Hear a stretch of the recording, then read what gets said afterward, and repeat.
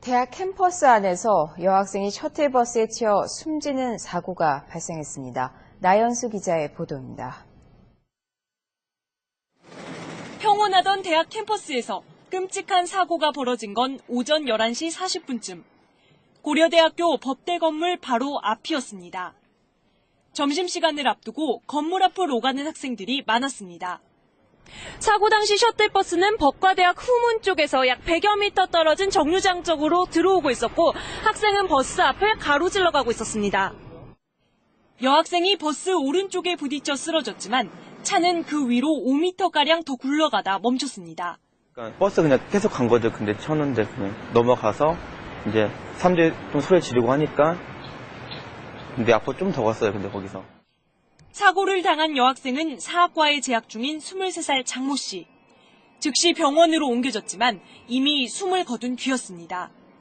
머리 쪽이 다 크게 다칩니다. 머리 쪽이 현장에서 바로 사망한. 그런가. 그게 도착했을 때 아마 사망한 거예요. 경찰은 버스 기사와 숨진 장 씨 모두 주위를 잘 살피지 않고 가다 사고가 난 것으로 보고 있습니다. YTN 나연수입니다.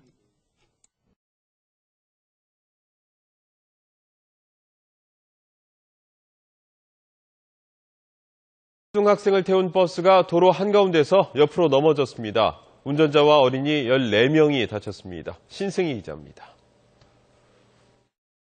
버스 한 대가 옆으로 넘어져 있습니다. 버스 앞면이 심하게 부서졌고 유리창도 깨져 튕겨져 나갔습니다. 어제 오후 5시쯤 경기도 고양시의 한 고가도로 진입로에서 초등학생들을 태운 수영장 셔틀버스가 도로 경계석을 들이받고 옆으로 넘어졌습니다. 이 사고로 버스에 타고 있던 초등학생 14명과 운전자 72살 윤모 씨 등 모두 15명이 다쳤습니다. 경찰은 차량 내 영상 기록 장치를 분석해 운전자가 졸음운전을 했는지 조사하고 있습니다.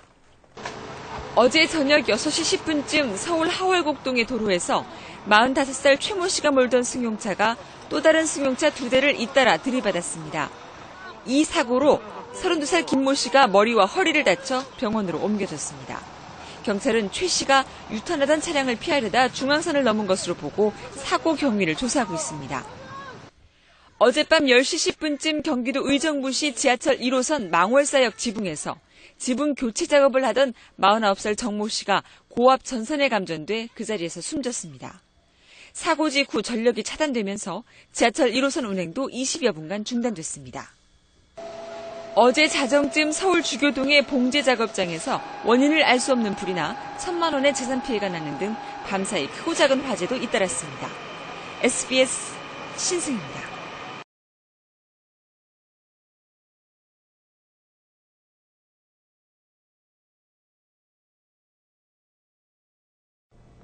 대학 캠퍼스 안에서 여학생이 셔틀버스에 치여 숨지는 사고가 발생했습니다. 나연수 기자입니다.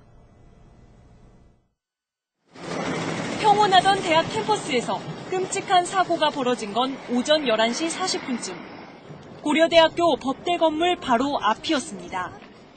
점심시간을 앞두고 건물 앞을 오가는 학생들이 많았습니다. 사고 당시 셔틀버스는 법과대학 후문 쪽에서 약 100여 미터 떨어진 정류장 쪽으로 들어오고 있었고 학생은 버스 앞을 가로질러 가고 있었습니다.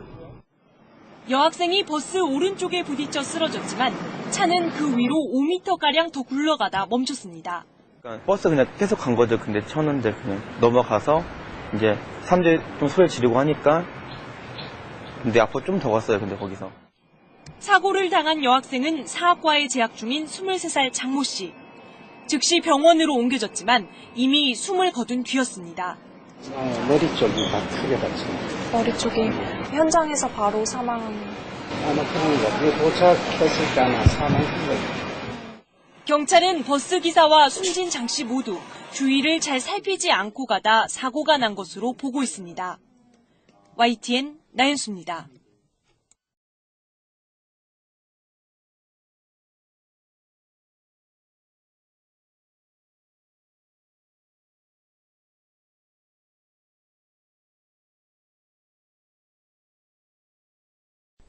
서울의 한 대학교 캠퍼스에서 여대생이 교내 셔틀버스에 치여 숨졌습니다. 김종원 기자입니다. 대학교 안 도로에 흰색 페인트로 사고 장소 표시가 그려져 있습니다. 일부 대학생들은 이곳에서 숨진 여대생을 추모하며 화단에 흰색 꽃을 두고 갑니다.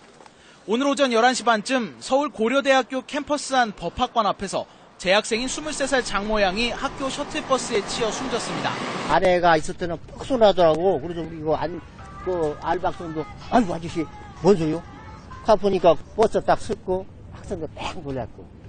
숨진 학생은 사고 당시 길을 건너다 이곳에서 학교로 들어오던 버스와 부딪혔습니다. 부딪히면서 바퀴 밑으로 넘어졌지만 버스 기사는 미처 발견하지 못하고 그대로 4-5m를 더 주행한 뒤에야 멈춰섰습니다. 사고를 낸 셔틀버스는 시속 20km 정도의 느린 속도로 주행하고 있었지만 버스 기사는 길을 건너던 장량을 미처 보지 못했다고 진술했습니다. 못 봤다는 것도 보지도 못했대요. 봤으면 당연히 피했을 텐데 아예 보지도 못한. 유가족들은 학교 안에서 사고가 났단 말에 더 어이가 없습니다. 이게 못 보냐? 사람이 다 보이는데 왔다 갔다 하는데 그거 봐야지. 그러면 원래 어디나 천천히 가는 거 아니고 사람 보는 거 아니냐고. 사고 장소는 학교 후문과 도서관, 버스 정류장 등이 모여 있어 학생과 셔틀버스로 항상 붐비던 곳. 도로 폭도 왕복 2차선으로 넓은 편이지만 속도 제한 표지판 하나뿐 신호등이나 횡단보도는 찾아볼 수 없습니다. 선배들이 한 이야기 들어보니까 가끔 이 차가 빨리 달려서 언젠가 한번 사고 났을 수도 있겠다라고 생각하는 그런 사람들도. 대학교 안을 통행하는 차량이 갈수록 늘어나고 있는 만큼 보행자들의 안전을 위해 교통안전시설을 확충해야 할 것으로 보입니다. SBS 김종훈입니다.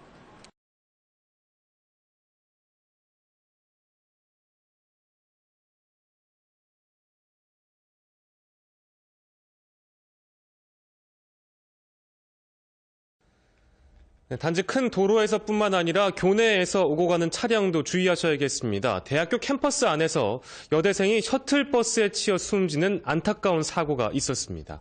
이성훈 기자가 보도합니다. 사고가 난 곳은 서울 안암동 고려대 캠퍼스 구 법학관 건물 앞입니다. 어제 오전 11시 40분쯤 이곳에서 여대생 한 명이 셔틀버스에 치여 숨졌습니다. 차 밑에 들어가 있더라고요. 그 상태 쓰러져갖고. 숨진 학생은 고려대 문과대학에 재학 중인 23살 장모 씨였습니다. 장 씨는 버스 앞부분에 부딪혀 넘어졌고 운전자는 이를 알아채지 못한 채 쓰러진 장 씨를 그대로 치고 넘어갔습니다. 제가 전진하다가 사고 났는데 전진하다가 그랬습니다. 사고 뒤 장 씨는 인근 병원으로 옮겨졌지만 이미 목숨을 잃은 뒤였습니다. 목격자들에 따르면 휴대전화를 들여다보고 있던 장 씨는 미처 셔틀버스를 보지 못해 차에 치인 것으로 알려졌습니다. 경찰은 CCTV와 목격자 진술 등을 토대로 정확한 사고 경위를 조사하고 있습니다. MBN 뉴스 이성훈입니다.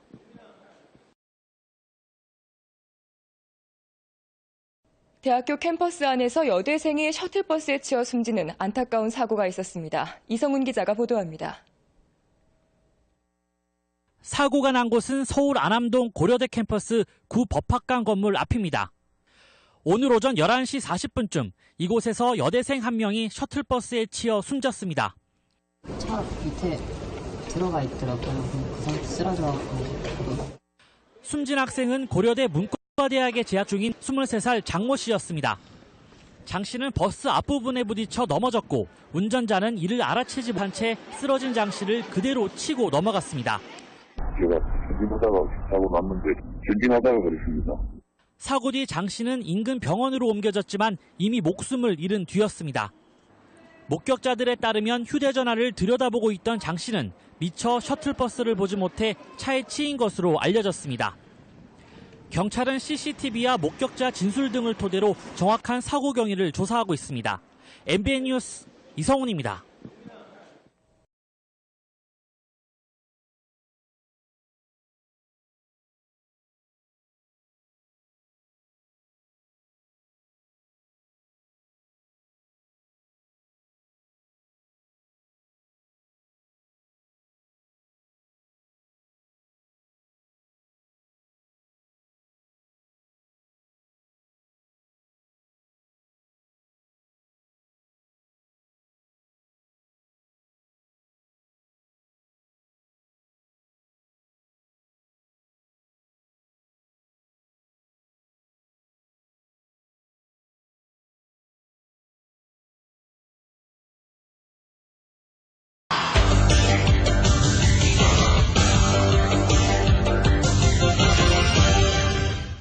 심야에 대리기사들을 옮겨주는 이른바 커버 차량이란 게 도예지에 돌아다닙니다. 일단 불법 영업이죠. 여건상 정원 초과가 심각해서 사고 날 위험이 아주 높습니다. 도상진 기자가 현장 취재했습니다. 버스가 끊긴 밤 대구 시내 한 정류장. 대리운전 기사들이 PDA를 연신 바라보며 무언가를 기다립니다. 25인승 소형 버스가 도착하자 기다렸다는 듯 올라탑니다. 또 다른 정류장. 역시 대리기사 10여 명이 관광버스에 올라탑니다. 손님을 한 차례 실어 나른 대리기사들을 다른 대기장소로 이동시키는 이른바 커버 차량입니다. 대구 시내 4개 대리운전 업체들이 공동 운영하는 지입 차량들로 렌터카에서부터 유치원과 학원버스 등 종류도 여러 가지입니다. 그러나 현행법상 버스나 택시 외에 수익을 목적으로 노선을 정해 운행하는 차량은 모두 불법입니다.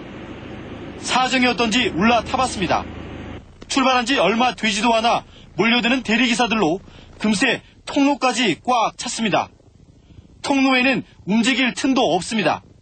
대리기사를 위한 버스가 아닙니다. 콜백에 의한 수단 외에는 다른 목적이 없습니다. 그러니까 인원을 정말 발디딘 틈이 없을 정도로 태워버리고 그리고 또 비용이 아까우니까 정설은 안 하고 있고. 정원 초과는 기본이고 안전띠는 물론 잡을 손잡이도 없습니다. 운행 자체가 불법인데다 보험 적용도 안 돼 사고가 나도 보상은 막막합니다. 사고도 몇 번 났었어요, 사실. 그래가지고 안에서 넘어지는 사고도 있었고. 급증가해버리면은 기사들은 차 안에서 잡을 데가 없습니다.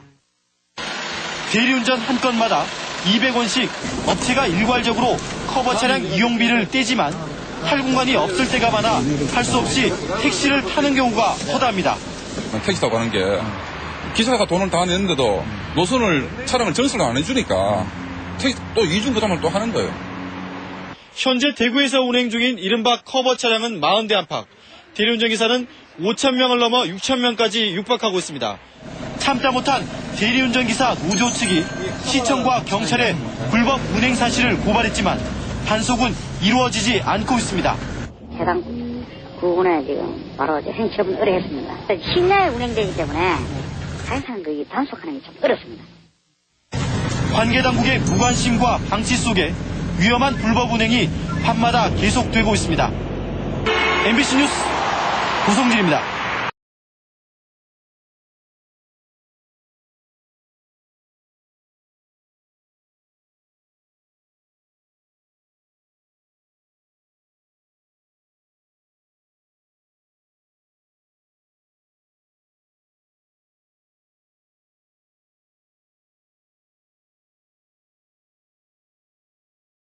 수도권 대리운전 기사들을 상대로 불법 셔틀버스 영업을 해온 일당 50여 명이 경찰에 적발됐습니다. 이들은 대중교통의 운행이 끊기는 새벽 시간대를 대리운전 기사들의 이동수단이 마땅치 않다는 점을 노렸습니다. 정진우 기자입니다. 자정을 훨씬 넘긴 시간 서울 강남의 한 번화가. 도로 한켠에 봉고 차량들이 한 줄로 늘어서 있습니다. 차량 앞 유리창엔 합정, 금촌, 일산 등의 지역명과 함께 간략한 노선도가 붙어 있습니다. 대리운전 기사들에게 요금을 받고 운행하는 불법 셔틀버스입니다. 이동 인구가 많은 주요역을 거점으로 대리운전 기사에게 거리에 따라 1,000원 내지 3,000원씩을 받고 불법 영업을 하였고, 이들은 주로 대중교통 운행이 중단된 오전 1시에서 5시 사이 대리운전 기사들의 이동수단이 마땅치 않다는 점을 노려 운송연합까지 결성했습니다. 오전엔 학생을 태워주는 통학용 버스 등으로 사용하다 심야엔 대리운전 기사들을 상대로 조직적인 불법 셔틀버스 영업을 한 겁니다. 또 불법 셔틀 차량을 관리하는 천모 씨는 보호비 명목으로 운전기사들에게 1,000여만 원을 챙긴 혐의를 받고 있습니다. 허가 없이 운송 영업을 하는 차량은 사고가 발생해도 각종 보험 혜택을 받을 수 없기 때문에 이용하지 말아야 합니다. 경찰은 2010년부터 최근까지 불법 셔틀버스 영업을 해온 41살 정모 씨 등 일당 54명을 적발해 37명을 불구속 입건하고 달아난 17명의 뒤를 쫓고 있습니다. JTBC 정진우입니다.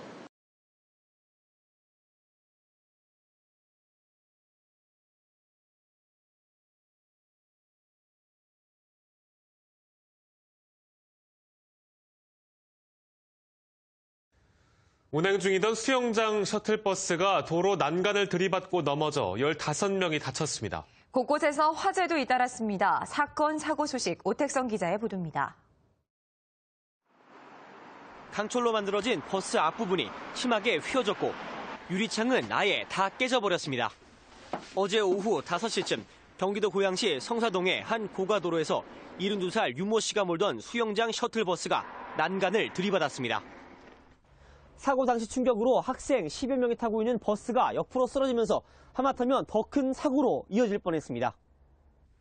다행히 대부분 안전벨트를 매고 있어서 윤 씨와 초등학생 14명은 찰과상만 입는 등 크게 다치진 않았습니다. 경찰은 윤 씨가 졸음운전을 하다 사고를 낸 것으로 보고 블랙박스 등으로 정확한 사고 원인을 조사하고 있습니다. 외제차와 쓰레기차가 한 대 엉켜 있습니다. 오늘 새벽 0시 5분쯤 43살 황모 씨가 서울 하겨울역에서 수서역 방향으로 운전을 하다 갓길에 있던 쓰레기 수거차를 보지 못하고 들이받은 겁니다. 황 씨는 다리가 부러져 병원으로 옮겨졌습니다. 비슷한 시각 서울 중구 주교동에 있는 한 건물 5층 봉제 작업장의 불이 나 10여 분 만에 꺼졌습니다. 인명 피해는 없었지만 작업장 내부가 모두 불에 타는 등 소방서 추산 1,000만 원의 재산 피해가 났습니다. 경찰과 소방당국은 정확한 화재 원인을 조사하고 있습니다. MBN 뉴스 오택성입니다.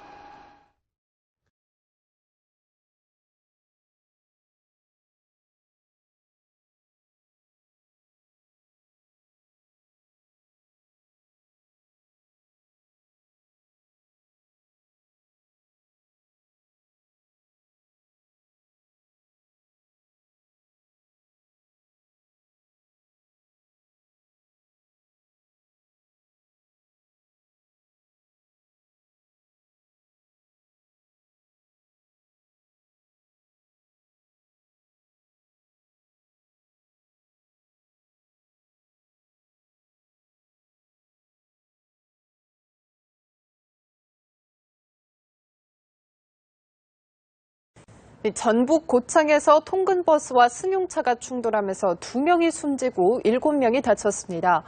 또 서울 쌍문동의 한 아파트에서는 불이 나서 주민들이 대피하는 소동이 빚어졌는데요.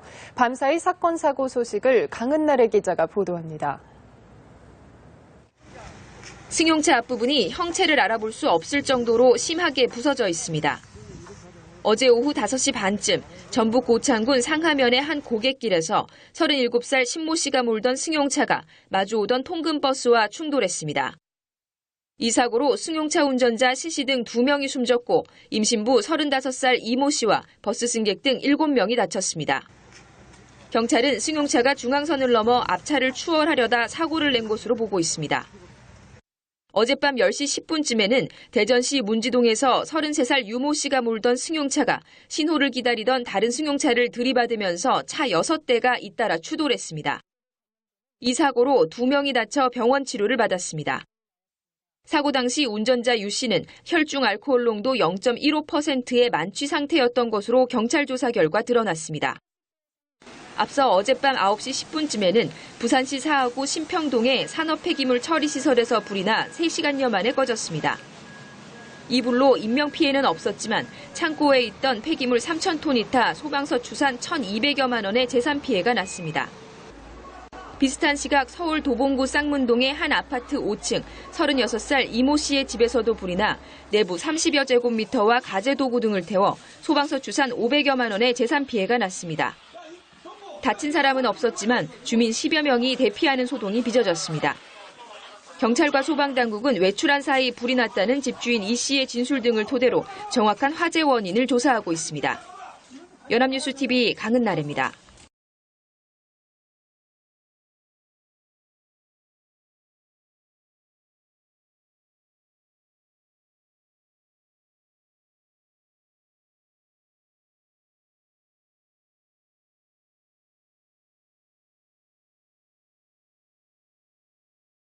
추가 시간 1분.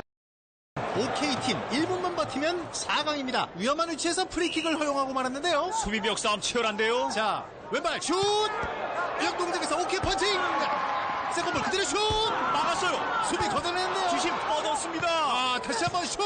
수비 막고 얼굴로 막았어요. 다시 슛! 골포스트 막고 또 얼굴로! 놓치네요. 오른발 크로스. 자, 시즈스킥. 오우, 안면 슈퍼 세이브. 자세요. 다시 한번 슛. 이번엔 크로스만 맞고 뒤통수. 자, 한번 접고 그대로 슛.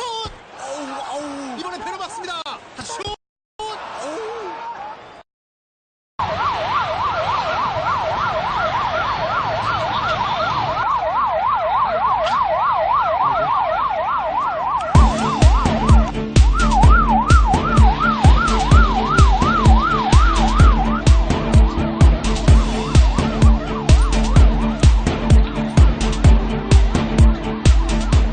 안에서 소리 지르고 뭐 난리 나고 엉켜있고 와갖고 막 유리창 깨면서 이제 구조대 그때부터 오면서 이제 사람을 끝내기 시작한 거예요.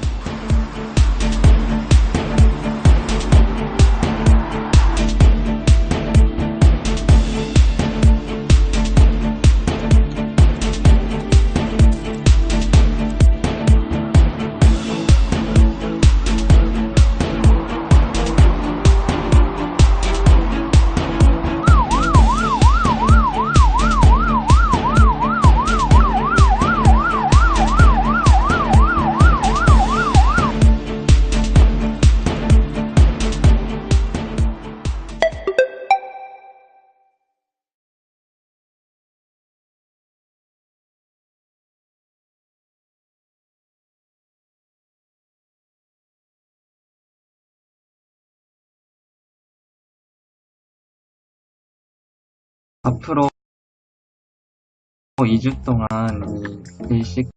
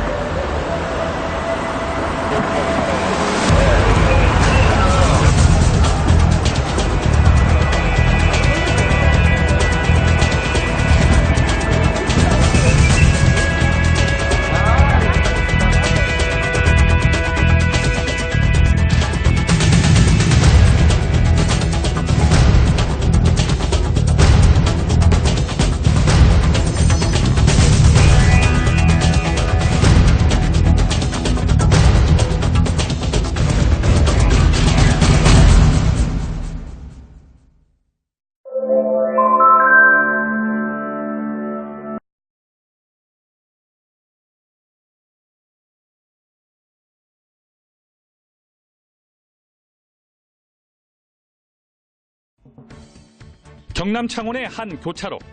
좌회전을 하던 45인승 통근 버스가 큰 원을 그리며 반대편 차선을 넘습니다. 신호 대기 중이던 승용차 세대를 들이받고 인도로 돌진하더니 가로수까지 쓰러뜨립니다. 중앙선을 침범한 사고버스는 인쇄소 가게 문을 그대로 들이받은 채 멈춰섰습니다. 피해를 본 가게는 처참하게 부서졌는데 사람이라도 있었다면 참사를 빚을 뻔했습니다. 근데 어느 정도 멈출 줄 알아. 안 멈추고 계속 건물까지 다 들어가고. 이 사고로 71살 버스기사가 크게 다쳤고 버스 승객 등 17명이 경상을 입었습니다. 죽는구나 싶어서 저 차가 좀 이상하네 그런 생각 들면서 그냥 바로 그 순간에 꺾이기 때문에. 버스기사는 사고 당시 핸들이 말을 듣지 않았다고 경찰에 진술했습니다. CCTV를 봤을 때 좀 정상적인 주행이 아닌 부분이 좀 보이는 부분이 있습니다. 승객이나 그다음에 피해 차량 운전자들 상대로. 경찰은 버스기사의 과실 여부와 함께 차량 결함 가능성에 대해서도 조사하고 있습니다.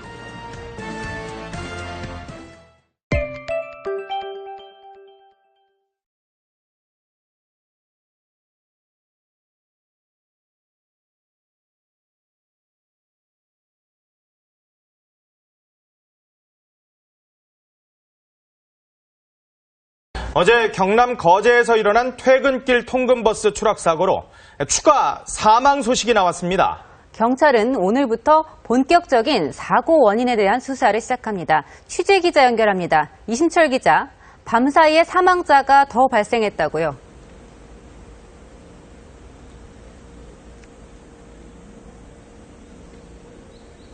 네, 저는 거제 대우병원에 나와 있습니다. 이곳은 버스 추락사고 부상자들이 치료를 받고 있는 병원 6곳 가운데 한 곳입니다. 가장 많은 22명이 이곳에서 치료를 받고 있습니다. 어젯밤 사이 백병원에서 치료받던 53살 김모 씨가 끝내 목숨을 잃었습니다. 거제 퇴근 버스 추락사고로 숨진 근로자는 모두 2명으로 늘었습니다. 부상자는 60명인데 아직 상태가 위중한 환자 1명이 더 있습니다. 이번 사고는 45명이 정원인 버스에 62명이 타면서 부상자가 많이 나왔습니다. 각 병원에는 사고 소식을 접한 가족들과 동료들이 급하게 찾아와 뜬 눈으로 밤을 지새웠습니다. 경찰도 사고 초반 부상자 파악에만 많은 시간을 투자했고 경찰서에는 새벽까지 환자 상태 등을 묻는 문의 전화가 이어졌습니다. 다행히 나머지 부상자들은 생명에는 지장이 없는 것으로 알려졌습니다. 피해자 파악을 마친 경찰은 오늘부터 사고 원인 조사에 본격 나설 계획입니다. 오전 11시쯤 도로교통공단 등과 함께 사고 현장 조사를 시작하고 운전자와 탑승객들을 상대로 조사도 벌일 계획입니다. 지금까지 거제 대우병원에서 TV조선 이신철입니다.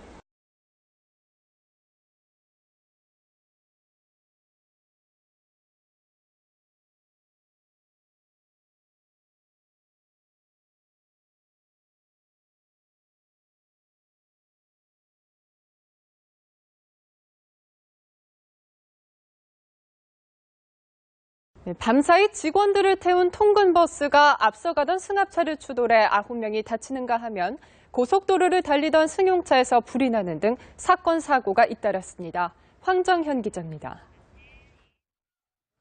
통근버스가 승합차를 추돌한 채 멈춰 서 있습니다. 차량 앞 유리창은 산산조각이 났습니다. 혹시 안에 사람 있나요? 다 내리셨어요? 어제 오후 10시 15분쯤 경기도 화성시 상신 지하차도 안에서 25인승 통근버스가 산타페 차량을 추돌했습니다. 이 사고로 버스에 타고 있던 54살 여성 김모 씨 등 9명이 다쳐 병원으로 이송됐습니다. 경찰은 앞서가던 산타페 차량이 급정거하면서 사고가 난 것으로 추정하고 정확한 경위를 조사 중입니다. 이보다 앞선 오후 7시 30분쯤에는 서울 서초구 경부고속도로 서울 방면 만남의 광장 인근에서 달리던 K3 승용차에 불이 났습니다. 다행히 인명피해는 없었지만 엔진 등이 불에 타 소방서 추산 900만 원의 재산 피해가 났습니다. 제주도의 한 호텔 지하 주차장에서도 어제 오후 4시 40분쯤 소나타 차량에서 원인을 알 수 없는 불이 나 390만 원의 재산 피해가 났습니다. 경찰과 소방당국은 정확한 화재 원인을 조사 중입니다. 한편 제주도의 또 다른 호텔에서는 유리창 교체 작업을 하던 인부가 10여 미터 높이의 작업차에서 추락해 병원으로 이송됐습니다. 연합뉴스TV 황정현입니다.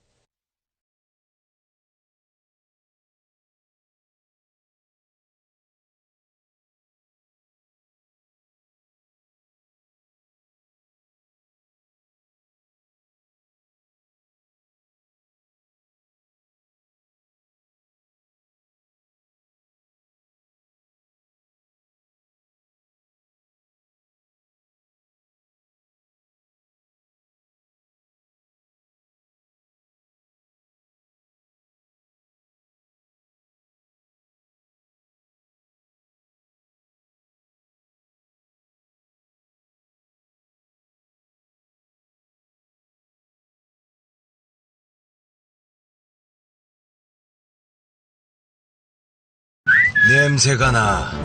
어두운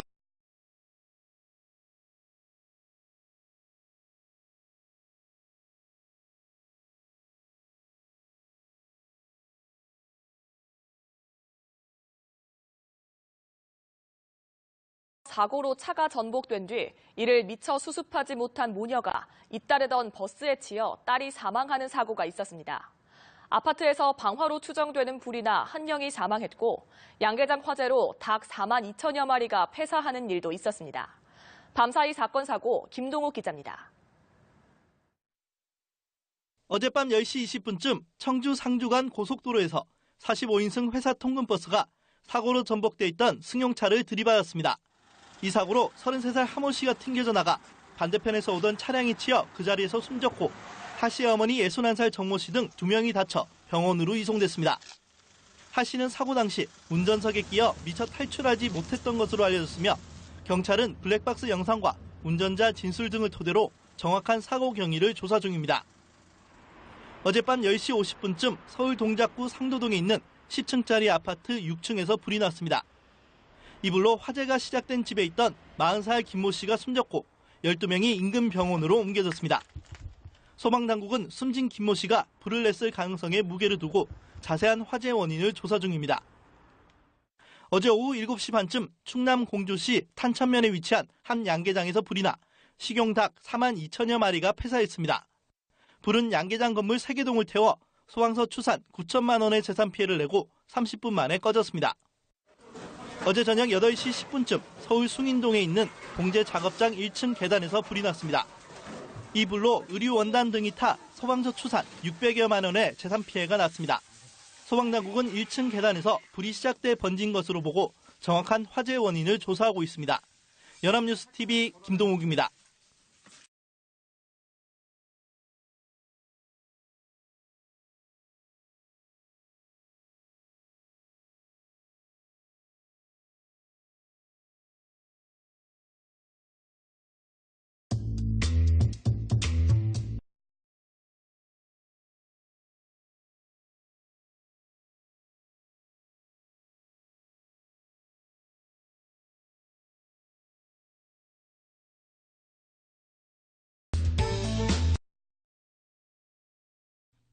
교차로에서 좌회전을 하는 버스. 그런데 방향이 끝까지 그대로입니다. 승용차 석 대를 들이받고 상가까지 덮친 뒤에야 가까스로 멈췄습니다. 이거 뭐지? 지진도 아닌데 뭐지 싶어서 창문을 열어보니까 막 버스가. 이 사고로 버스 승객 등 17명이 부상을 입었습니다. 버스가 돌진한 건물은 모 상가 회사 사무실로 당시 출근한 사람이 없어 다행히 인명피해는 없었습니다. 경찰은 버스 운전자 71살 A씨의 고령과 건강 상태에 주목하고 있습니다. 약물 치료를 받고 있는지는 그분이 아직 말을 안 하니까 좀 며칠 더 지난 후에. 실제로 65살 이상 고령 운전자가 개입된 교통사고의 증가세는 가파릅니다. 최근 4년간 무려 70%가 늘어났습니다. 지병이나 인지능력 감소가 주된 원인입니다. 전문가들은 고령 운전자들의 사고가 급증하고 있는 만큼 우선 영업용 차량을 중심으로 적성검사 강화 등 대책 마련이 시급하다고 강조합니다. KNN 김상철입니다.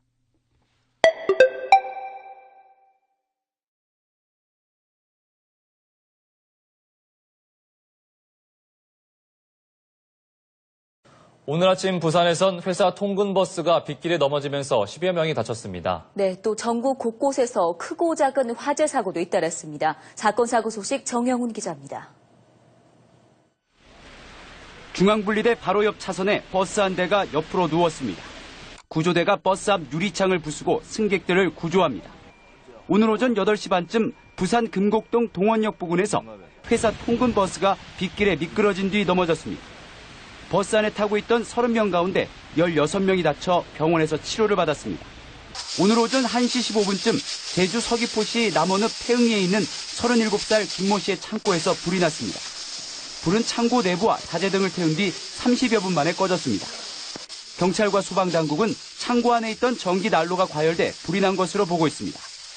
비슷한 시각 충북 진천군 장원리에 있는 농가 창고에서도 불이 나 30여 분 만에 진화됐습니다. 인명피해는 없었지만 이 불로 조립식 창고 1개 동이 전수되는 등 소방서 추산 7,400만 원의 재산 피해가 났습니다. 경찰은 정확한 화재 원인을 조사하고 있습니다.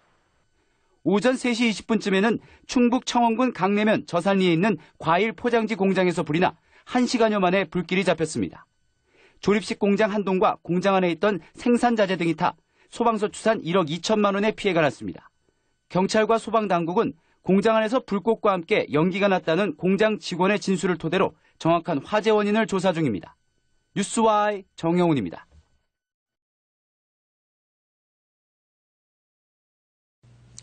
조선소 직원 40여 명을 태운 통근버스가 빗길에 옹벽을 들이받아 10여 명이 다쳤습니다. 살펴보니 상당수가 안전띠를 매지 않고 있었고 심지어 잠금 장치가 아예 없는 좌석도 있었습니다. 최경재 기자입니다. 버스 앞 유리창이 산산조각 났고 출입문과 옆문은 심하게 찌그러졌습니다. 오늘 오전 6시 50분쯤 창원시 태백동의 한 국도에서 조선소로 출근하는 직원 43명을 태운 통근버스가 옹벽을 들이받아 10여 명이 다쳤습니다. 비 오고 하니까 이제 탑승객이 많다 보니까 성애하기 가지고 성애 땅다고 좀 미리 하시다가 사고가 난 버스 좌석을 직접 살펴봤습니다. 대부분 안전띠가 잠긴 채 좌석과 등받이 틈새에 처박혀 있고 일부 좌석엔 이렇게 안전띠를 잠그는 장치가 설치돼 있지 않습니다. 사고 버스는 45인승으로 지난 2011년부터 매일 직원들을 태운 채 30여 킬로미터를 오갔습니다. 안전벨트가 없어서 착용이 불가했고요. 뭔가 불안하기는 하지만 매일매일 타다 보면 그냥 타게 돼요. 지난 7월에도 거제시 한 국도에서 조선소 통근버스가 추락해 2명이 숨지고 59명이 다쳤습니다. 당시 직원 상당수가 안전띠를 매지 않았고 정원보다 14명을 더 태워 사고를 키웠습니다. MBC 뉴스 최경재입니다.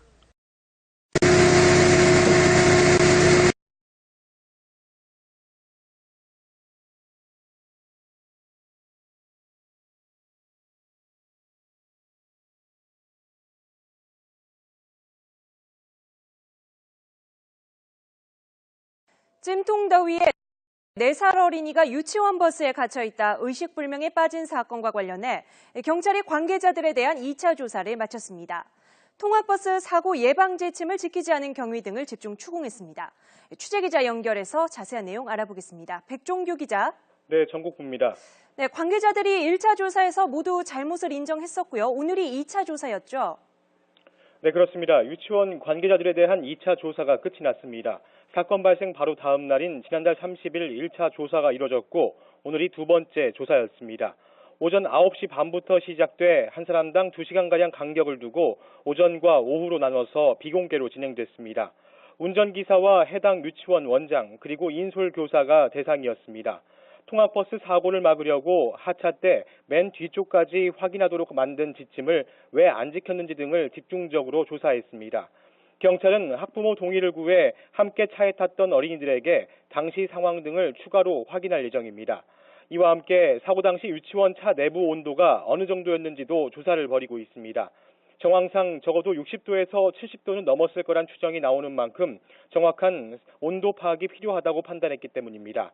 비슷한 조건에서 아이가 탑승했을 때부터 시작해서 제일 더울 때 그리고 하차할 때를 시간대별로 나누어 온도를 측정하고 있습니다. 광주광역시 교육청도 해당 유치원 버스가 안전교육 이수 여부 등을 공개하는 통학차량 알림이에 등록하지 않은 것을 확인하고 미등록 차에 대해 전수조사를 벌이기로 했습니다.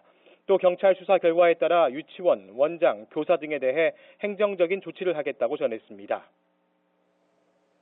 무엇보다 가장 걱정되는 게 차에 갇혔던 어린이 건강인데요. 지금 어떤 상태입니까? 네, 그렇습니다. 안타깝게도 뚜렷한 호전은 없는 것으로 알려지고 있습니다. 중환자실에서 인공호흡기를 달고 나흘째 집중 치료를 받고 있지만 여전히 의식을 회복하지 못하고 있습니다. 현재 간과 신장 수치가 좋지 않은 것으로 알려졌는데요. 병원 측은 열사병과 탈수 증세로 장기가 손상돼 깨어나지 못하고 있는 것으로 보고 있습니다. 안타까운 소식이 알려지면서 SNS 등에서 4살 어린이가 하루빨리 깨어나기를 바라는 응원 글들이 이어지고 있습니다. 지금까지 전국부에서 전해드렸습니다.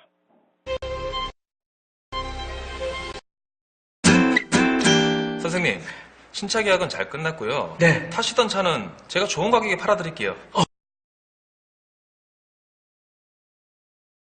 최초의 석유화학회사. 이것은 팩트. 유치원 통학버스 뒷좌석에서 4살 배기 어린이가 발견된 건 어제 오후입니다. 아침에 버스에 탄 지 8시간 가까이 지난 뒤였습니다. 버스 운전사가 유치원생들을 집에 보내기 위해 차에 올랐다가 발견했는데 체온이 42도까지 오르는 등 열사병 증세를 보이고 의식을 잃은 상태였습니다. 어제 광주광역시에는 폭염 경보가 내려져 있었고 낮 기온이 35.3도까지 치솟았습니다. 유치원은 방학에 들어가 원하는 아이들만 대상으로 돌봄 교실을 운영하고 있었습니다. 중국 동포인 부모는 맞벌이하면서 친인척도 없어서 돌봄 교실에 아이를 맡겨왔습니다.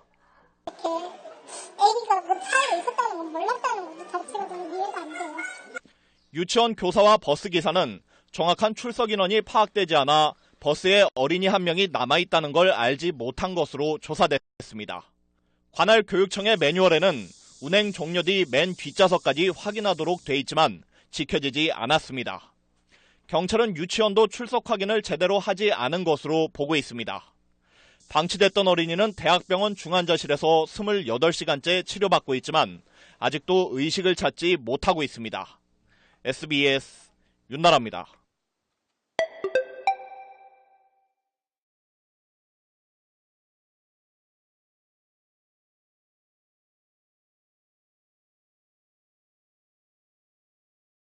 운전기사가 버스에 올라타 운행을 준비합니다.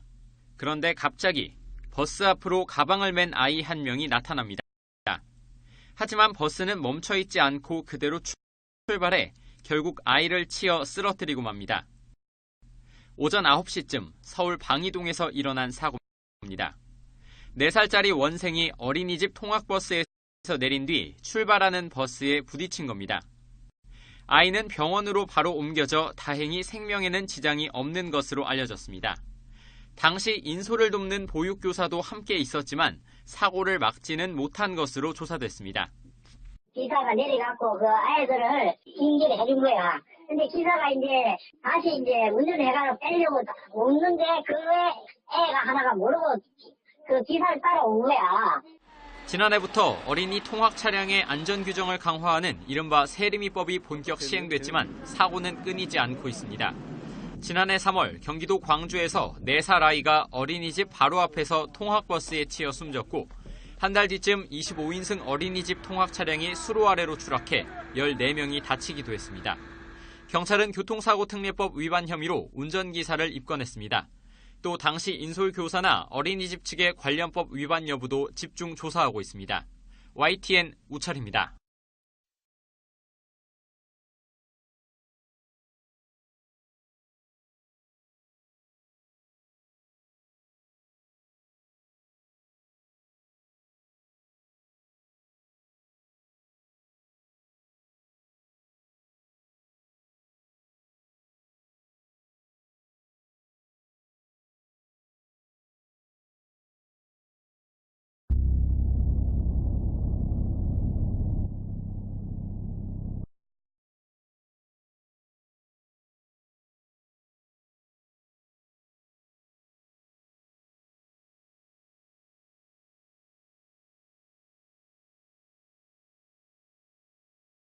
지난해 8월 서울의 한 쇼핑몰을 찾은 30대 주부 비모 씨는 놀란 가슴을 쓸어내렸습니다. 1살 배기 딸이 엘리베이터 문틈에 손가락이 끼어 타박상을 입었는데 손을 빼지 못했다면 더 큰 일을 당할 뻔했습니다. 애기 손이 작아서 점점 더 문이 열리려고 빨려 들어가더라고요. 주변 사람들이 없었으면 못 뺐을 것 같아요. 한국소비자원이 2살에서부터 5살까지 아이의 모형 손을 이용해 실험해봤더니 엘리베이터 문틈 사이로 손쉽게 손가락이 들어가는 것으로 나타났습니다. 보통 엘리베이터의 문틈은 설계 기준에 따라 6에서 10mm 안쪽으로 설계돼 영유아들은 그대로 위험에 노출된 상태입니다. 유럽연합은 엘리베이터 문틈을 최대 4mm 이하로 정해 사고 위험을 줄이고 있습니다. 어린이의 눈높이에 맞게 엘리베이터 문틈에 손 끼일 수 있는 위험성을 알리고 주의 표시가 부착될 필요가 있다고 보입니다. 지난 4년간 380건의 엘리베이터 사고 중 90% 이상이 만 6살 이하 영유아에게 발생한 만큼 엘리베이터 안전에 대한 관심이 시급합니다.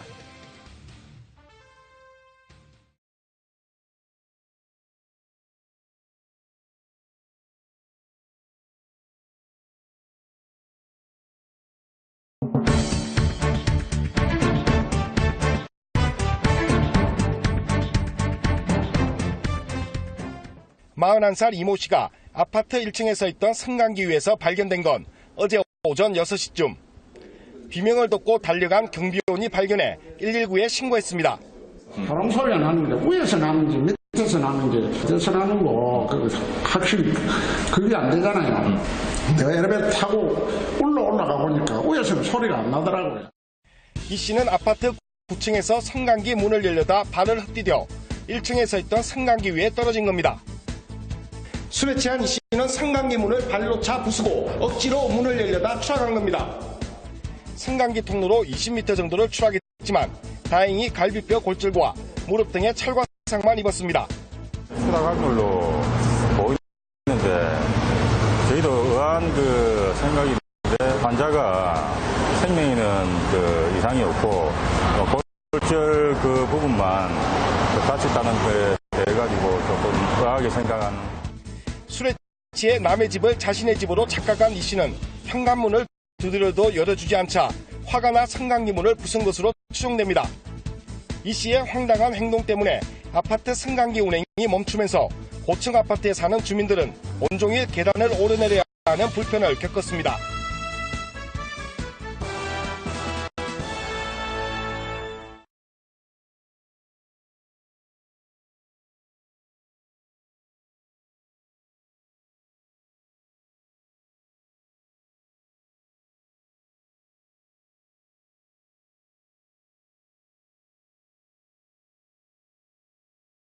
위치 감지 기술을 경험해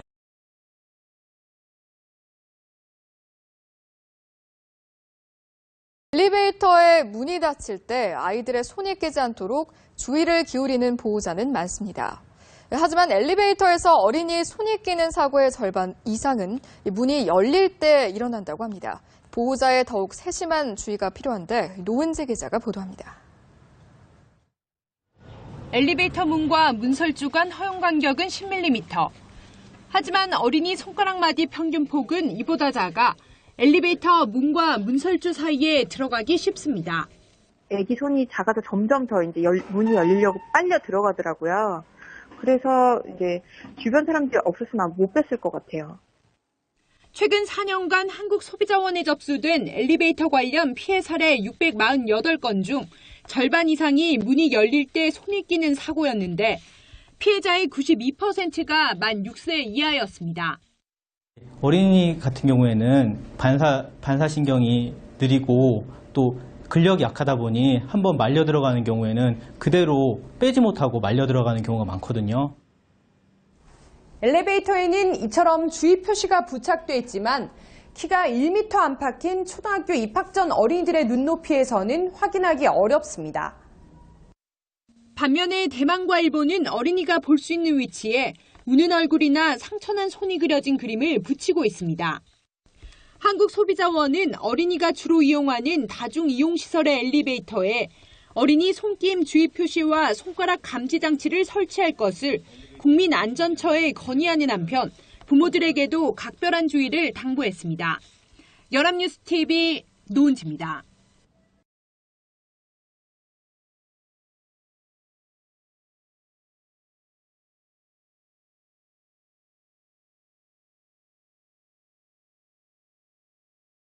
창원의 한 호텔 엘리베이터에 갇혀있던 미군 남성이 엘리베이터 문을 강제로 열고 나오려다가 추락해 숨지는 일이 발생했습니다. 전국에서 한 해 평균 100건 가까이 발생하고 있는 승강기 사고, 어떻게 대처해야 하는지 이상훈 기자가 전해드립니다. 창원의 한 호텔, 이 호텔에 묵고 있던 미군 남성 31살 A씨가 지난 22일 새벽 엘리베이터에 갇혔습니다. 당시 엘리베이터는 2, 3층 사이에 멈췄고 A씨는 엘리베이터 문을 강제로 열고 나오려다 지하 4층으로 떨어져 숨진 겁니다. 이 같은 승강기 사고는 지난 5년 동안 전국에서 450건이 발생했는데 57%가 이용자 과실이었습니다. 531명이 다치고 37명이 숨졌는데 거의 대부분 일반 이용자들입니다. 이처럼 승강기가 멈추거나 고장나 갇혔을 경우 비상벨을 눌러 상황을 알린 다음 침착하게 기다려야 합니다. 조급한 마음에 강제로 문을 열면 더 큰 안전사고로 이어질 수 있어 특히 주의해야 합니다. 승강기는 안전장치가 있어 절대로 떨어지지 않고 또 공기 배출이나 흡입 장치가 있어 충분한 공기가 공급되기 때문에 질식 우려도 없습니다. MBC 뉴스 이상훈입니다.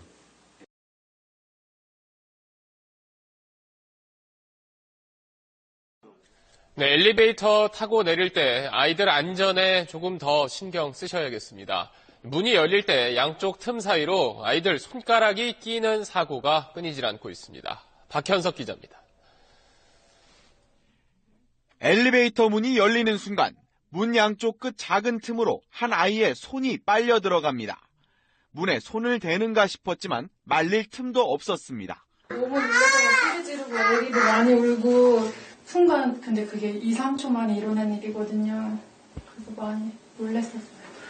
아이의 손 모형을 갖고 실험을 해봤습니다. 문에 대고 있었는데 역시 순식간에 빨려 들어갑니다.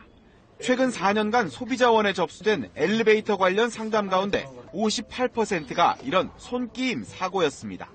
특히 어릴수록 다친 어린이가 많았습니다. 엘리베이터 문틈 허용 기준은 10mm 이내인데 반해 만 2세 아동의 새끼손가락 굵기는 평균 7, 8mm에 불과하기 때문입니다. 어른 같은 경우에는 반사신경이 빠르고 근력이 있다 보니까 바로 손을 빼서 사고가 일어나지 않는데 어린이 같은 경우에는 근력이 약하다 보니까 그대로 밀려 들어가서 빼지 못하는. 보통 문이 닫히다가도 중간에 사람이 감지되면 다시 열리지만 손끼임을 감지해 문 열림을 중단하는 장치는 고비용 때문에 아직 보편화되지 않았습니다. 소비자원은 타이완이나 일본처럼 커다란 위험 표지판을 부착하도록 관계기관에 건의했습니다.